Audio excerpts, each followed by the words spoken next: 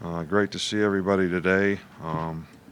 I guess this signing day that we've always known as signing day has become the limited edition signing day, the day that we all look forward to that sort of ends recruiting for this year and really begins it for the next year. But we signed 3 players today to go with the 22 players that we had signed before. So that brings our total to 25. And, you know, we're really excited about the class that we were able to attract. But I think this is an accumulation of, a lot of hard work by a lot of people.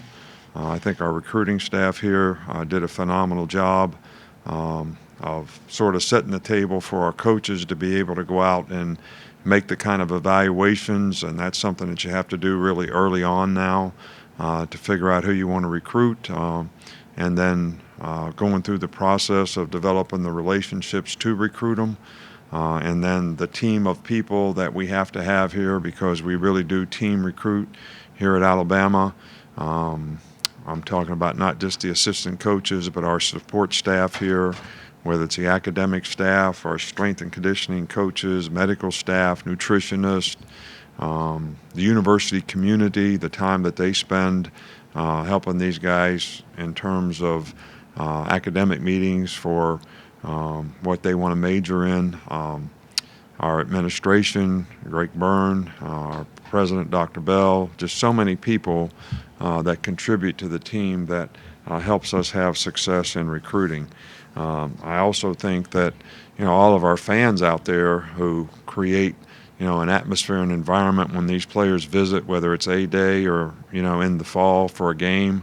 The tradition is such an important part of what players want to be involved with, but when they see the spirit and enthusiasm and passion that our fans have, I think that goes a long way to allowing players to know this is the kind of place that it'd be really fun to play at.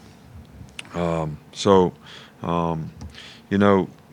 think we had 13 guys that, came in early, this year, which is, probably a good from a player development standpoint for us. I think it's always a good transition for, guys academically when they come in at mid-semester, less time involved in football. Socially, I think they have more time to themselves to develop relationships, and the learning curve for what they have to go through maybe to be able to compete and contribute next year is, a little more time friendly for them because they have a lot more time to learn and develop. I do think that, one of the things that people have to understand now is about the only thing that is certain now is the uncertainty. Because of the way we established that players can leave your organization. There's more multiples for how people come to your organization. So roster management becomes, sort of much more difficult, and there's some uncertainties in what the roster is going to look like. I mean, used to be when I stood up here this time of year, I knew exactly who was going to be on our team and how it was going to go, and I'm not sure that's always the case now. But I know today you all talk a lot about, rankings and ratings and, who did what in recruiting. And I think the key thing for us is, we felt like we got a lot of good players, character, quality people who want to get an education, who are good football players. And I think if you look at the average rating of the guys that we got, it's pretty high, regardless of where they rank us.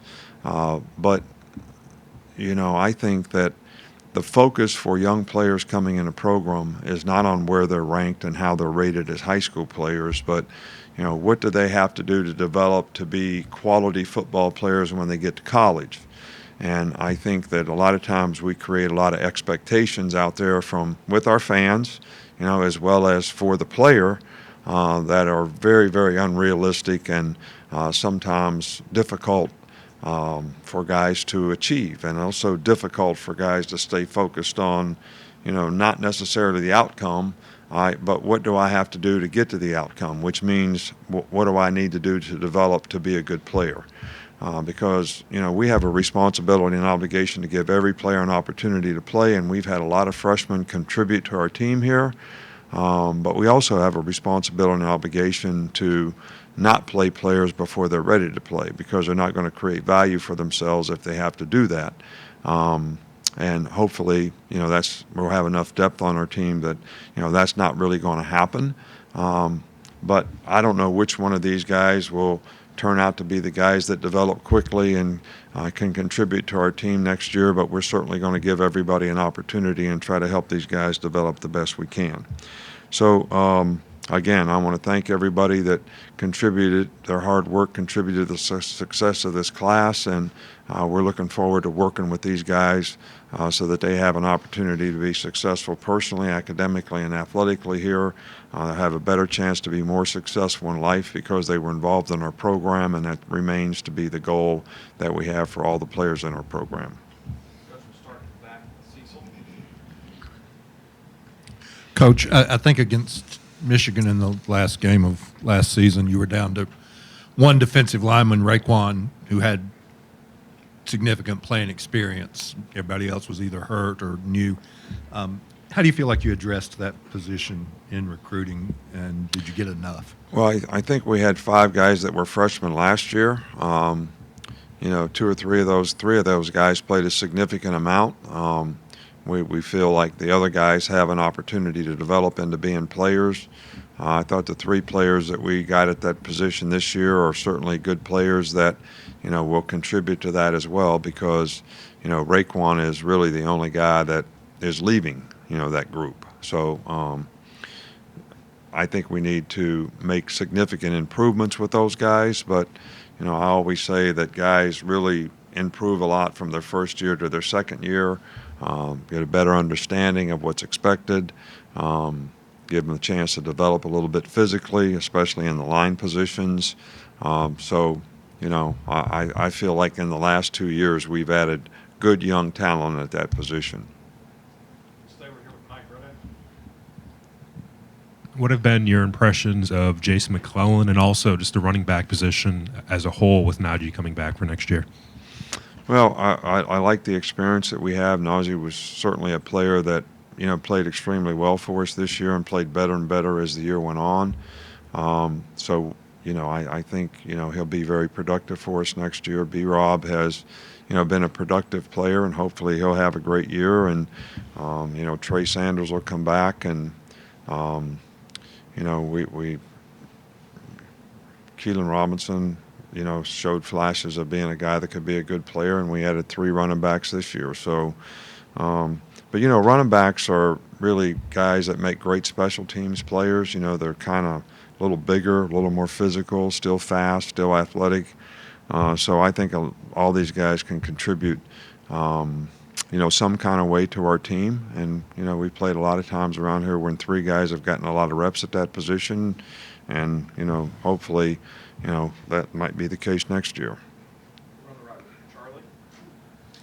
Today wasn't a very busy day for you guys. Just was that what you expected, and how do you feel like you address your remaining needs? I didn't hear. Say it again. Sorry.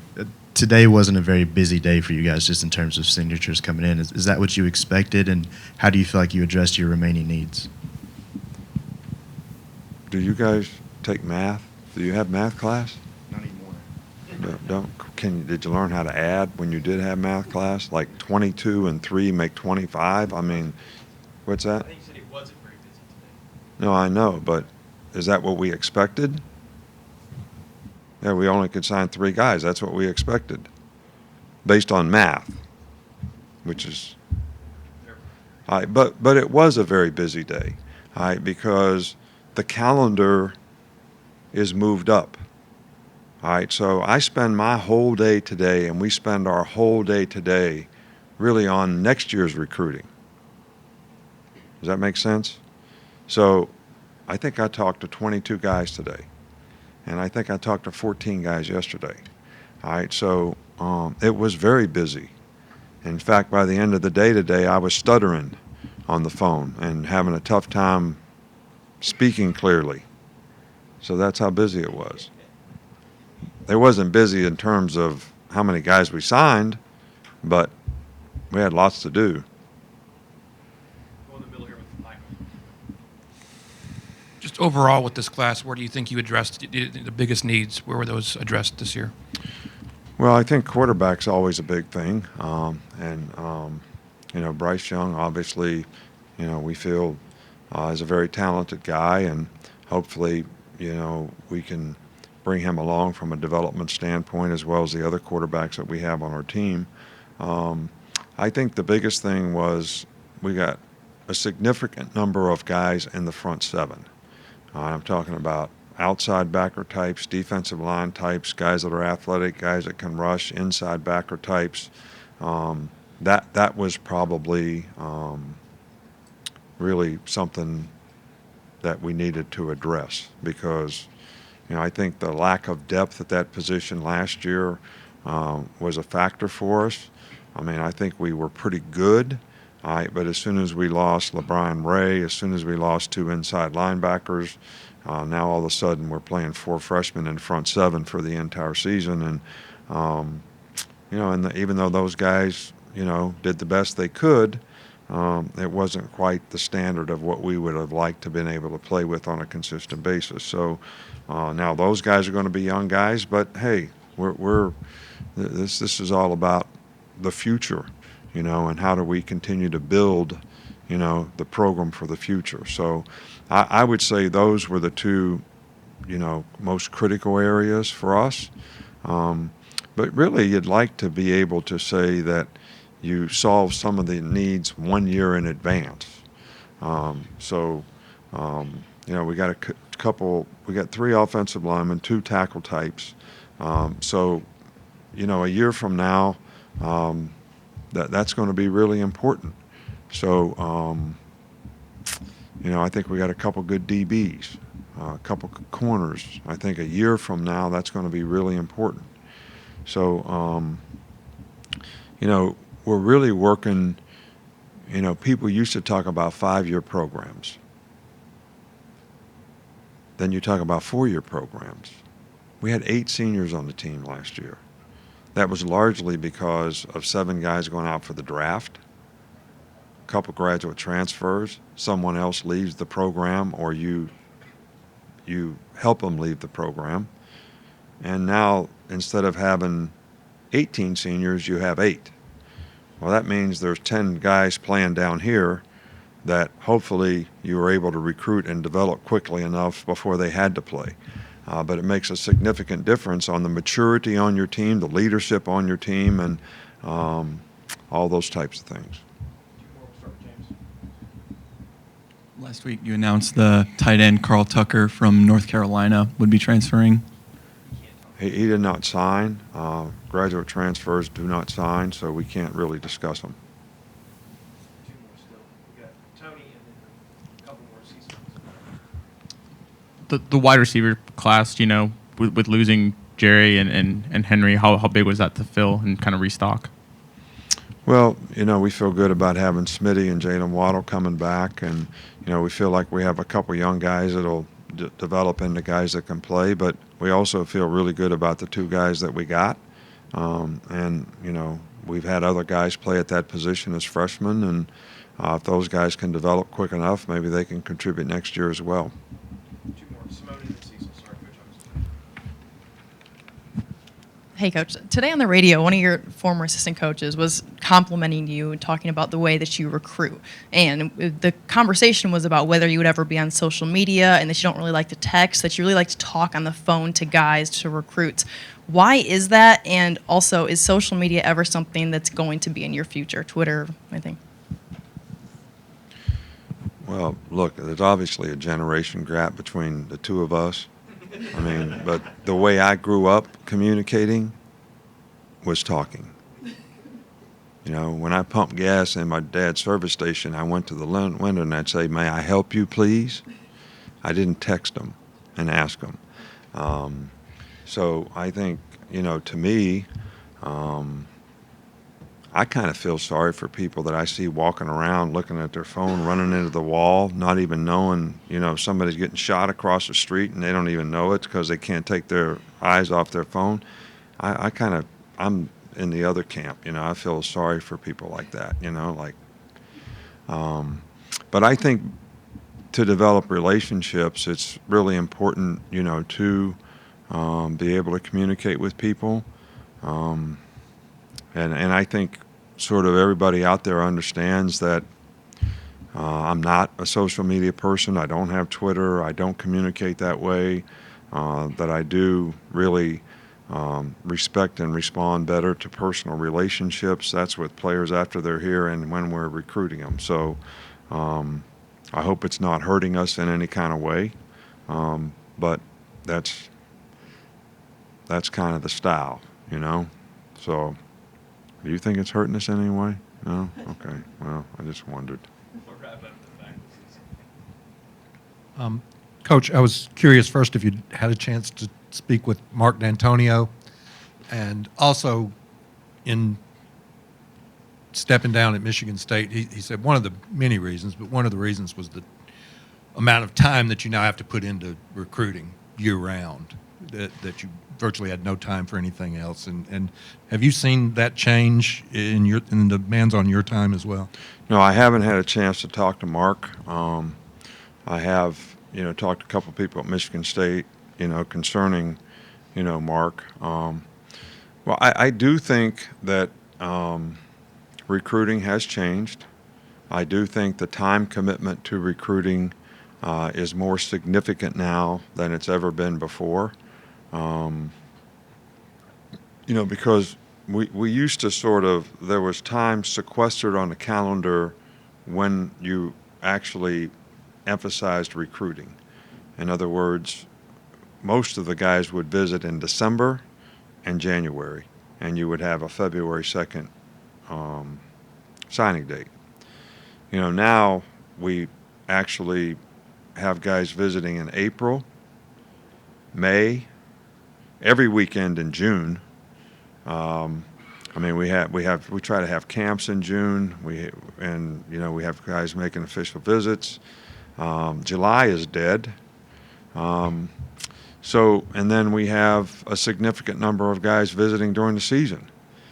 So because everybody is sort of look, I said this when we made an early signing date. It's going to be the signing date.